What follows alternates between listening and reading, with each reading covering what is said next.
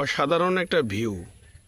আকাশের দিকে তাকালে মনে হচ্ছে আকাশটা আমাদের দিকে মানে চেয়ে আছে। আমরা বাড়ির পাশেই মাঠের ভিতরে ধান ক্ষেতের পাশে বসে ডিপ টিউবওয়েলের পাশে বসে আকাশ দেখছি। আকাশের যে